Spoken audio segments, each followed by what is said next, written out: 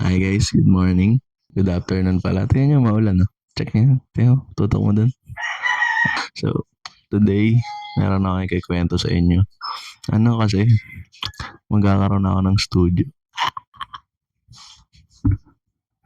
Hindi natin ito mamadaliin. Isa tong project para sa akin. Kukunti-kunti natin siya, bibuild natin siya from the scratch.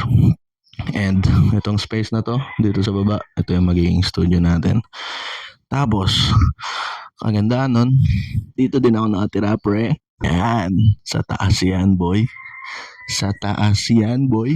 Sa taas. Saan ka nakakita nun?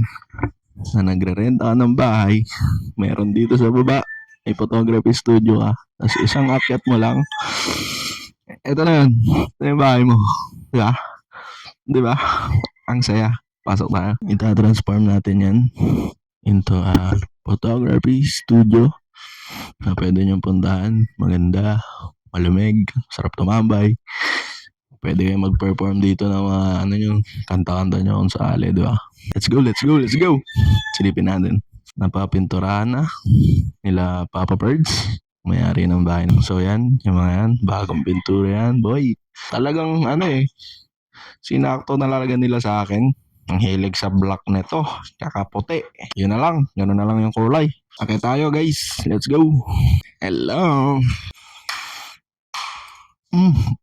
Ito pa. May bintana dito. Ito. May bintana din dito. Yung kwarto kasi sa baba dati, kaya ayoko doon kasi walang bintana. Ang init eh. Yung otot ko di lumalabas. Kagandahan dito guys, dalawa yung kwarto dito sa taas. So, hindi ko alam kung anong gagawin natin dito sa isang kwarto. Pero, doon yung magiging kwarto. And kanina, nakabit na yung wifi. Papagandahin natin yan guys. Ito yung magiging kwarto ko. Bale dito ako magbibidyo-video na. Kunyari na habang nag-edit ako. Hindi ko alam kung saan ko ilalagay yung computer na yung laptop natin, yung table. Pero ang pinaka-favorite spot ko dito man, ang aking the best ng bayan man. Kung pangarap ko to eh. May terrace. Tapos nito ko. Tapos makikita ko yung sunset doon sa kalayuan. Magkakape ako ng ganyan. Ay, sabi ko sa'yo. Tara na. Mas naabangan nyo to. Maraming salamat. At sana, sabay-sabay tayong pumaldo. Nakasabit to. Ayos. Tara.